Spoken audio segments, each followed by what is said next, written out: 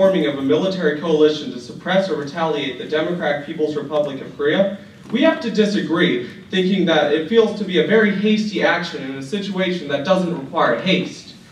And yet, Zimbabwe is a country that is dedicated to the belief that nuclear weapons are neither necessary nor legal. In 2009, Zimbabwean President Robert Mugabe announced that Zimbabwe would use newly discovered uranium deposits to produce nuclear power to resolve our chronic energy shortage, emphasizing that Zimbabwe has no intention of producing nuclear weapons. This agreement was the first of its kind for South Africa. The 29th Amendment for the United States enables signatory governments to remain abreast of the latest research information in the fields of nuclear safety. But South Africa's government is trying to do its part, not only for the better of our country, but for all the nations. Which threatens the welfare of the Korean people.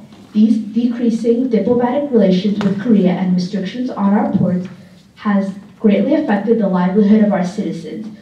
This animosity is a growing concern for Korea, and our counterparts are the primary source of aggression on the Korean Peninsula. Propose that the first operative clause, which calls for a formal military commitment, be modified to be either voluntary commitment or to take the military strength of the member nation into account. Because having the same representation in both bodies gives that one person, a say in two different issues, and I think that gives them a little more power than is necessary. We have the ability Yes. type of thing, like we would allow that, the UN would allow us to defend ourselves. Yeah. So do you guys think? I think it's also important to clarify that a weapon is not necessarily something in space, but America has taken up technology to shoot satellites from Earth. So that's important. Instead of actually entering North Korea, just in case North Korea decided to throw everything away and actually attack South Korea or any other country, to actually step in, right? Yes. Yeah. Okay. Whatever, it's just maintaining what is already stated in Article 47, which is having that military command structure established just in case is kind of the implied thing. Excuse me, sir. Excuse me, everyone, I have an urgent message from the Security Council. Delegates, crisis has struck the Western world. Earlier this evening, power failures occurred across northeastern United States. In major cities. There was a virus that maybe a virus that Libya, get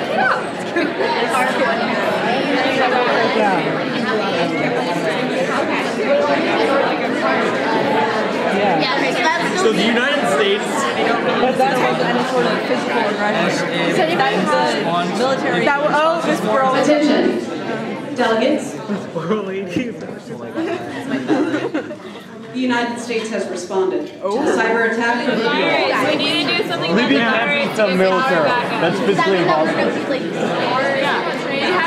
We'd like to live. Living would survive.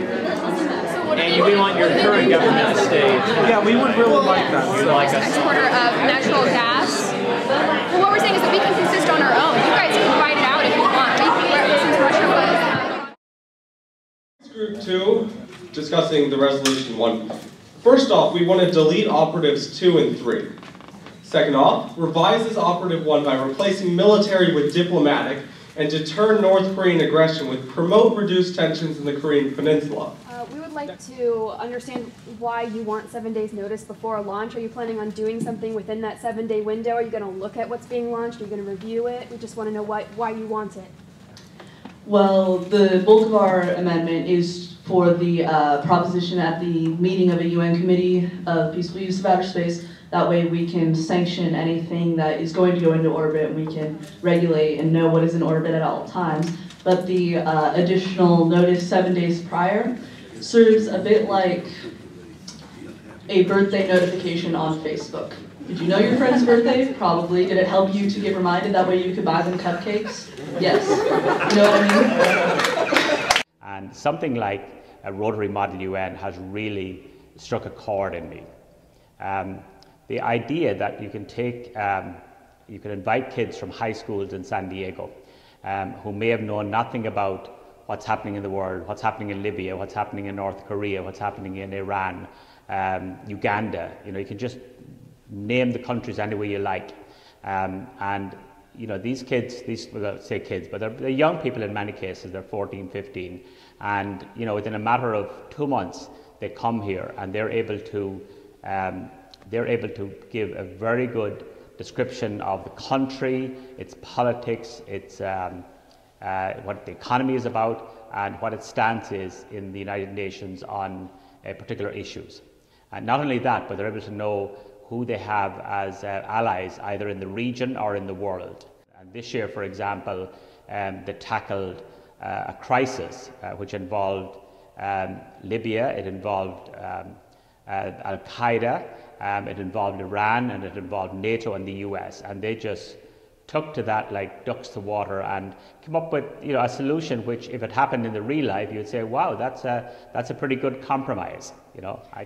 I have enjoyed the experience of speaking to all these other people from different schools and learning that there is some hope for an organization I was very skeptical of. I've actually seen it in action, and I've seen the benefit that it does provide, and it just gives me hope for the future of my generation.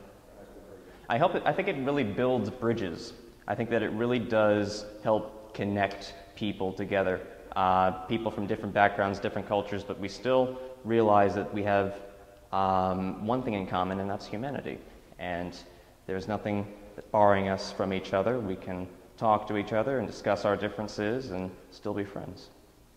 This is a wonderful experience for the kids in terms of establishing great tool sets to be able to understand conflict and conflict resolution, to be able to listen carefully to divergent interests, and to be able to reach some sort of consensus. And no matter what they do in their lives, in terms of whatever careers, they're going to need that sort of tool to be able to reach consensus, in the workplace or in any sort of thing they're doing.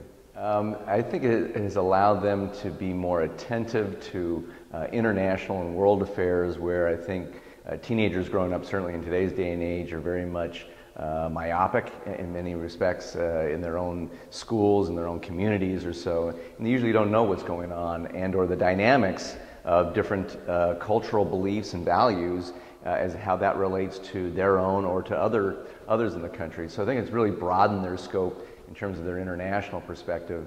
It's caused, I think, some of them that I've known to go off and travel more and to perhaps really want to do a further studies or careers in international relations or political science or law or with the Peace Corps. Hi, I'm Idil Delmar. I'm a delegate from North Korea, and I go to Myrmees High School.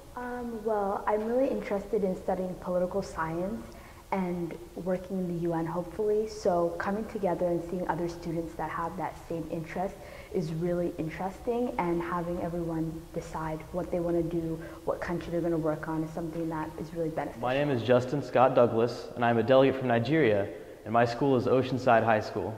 It's definitely influenced what I want to do with my life. It's really brought me that maybe I'd like to join the UN, maybe I'd want to be a delegate for the United States and maybe other parts of the world. I'm Danielle. I'm a delegate from Netherlands, and I go to Mount Carmel High School. I've really enjoyed it. It's a really great experience. I've made so many new friends, and I've really learned a lot about how to, with peace relations and foreign affairs. I'm Stephanie Myers. I'm a delegate from Russia, and my school is Rancho Buena Vista High School.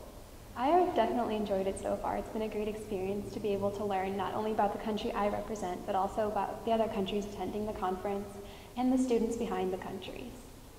This is my first year, and I would like to thank everyone here, including the Secretariat and all the students and the advisors for making it possible. And I would also like to thank you for making this memorable, and definitely going to do this next year. For me, this was really empowering, because I go to CCA, and sometimes I feel like it's all about getting into college, and there's so much competition, and this way you got to just kind of be free and just stand up for what your country was, and it was just an awesome experience to have that empowerment. You may know I actually skipped prom to come here, but it was worth it. I learned far more here and had more fun than I would on any other prom that I would have gone to. And I'm here, and I was rewarded for it, and I will thank you all for the experience. And thank you for Syria. Everybody for this wonderful experience, and I'm really glad I came. This was a our school's first time being here, and I had so much fun. I've made so many new friends, and I've learned so much. Thank you, Rob, for inviting us, and thank you to our advisors for bringing us here. I'm Katie McDowell, and I'm a delegate from Ireland, and I'm from Canyon Crest Academy. I think this will help a lot because it has public speaking, but also it makes you think on your feet, because you have to just be able to respond quickly to whatever someone says and pull facts from your brain. My name is Adair. I'm the delegate from Syria. I represent Helix Charter High School. I've learned a lot about other countries. I mean, going in, I hadn't ever really known much about Syria or Pakistan, but after this, I've learned to appreciate their diverse cultures. Hi, I'm Samantha Newman. I'm a delegate of Bolivia, and I go to Helix Charter High School. The Maldo UN is a really fun experience because you get to interact with a lot of other students from other schools and get to know them and their views on political occurrences in the world, not just yours. I think this will help me with a greater understanding of what we need to do as individuals to work together and create peace. Everyone says that they want peace, but to actually make an effort to understand people who are different than you, it's going to take a lot of work. And I think this is definitely going to influence me in high school as just getting more involved with Rotary, getting more involved with working together with different organizations. In college, I definitely want to join other organizations and clubs to help further this type of work with working with other people. It'll definitely affect me, and it'll definitely give me better knowledge of what my purpose in life is.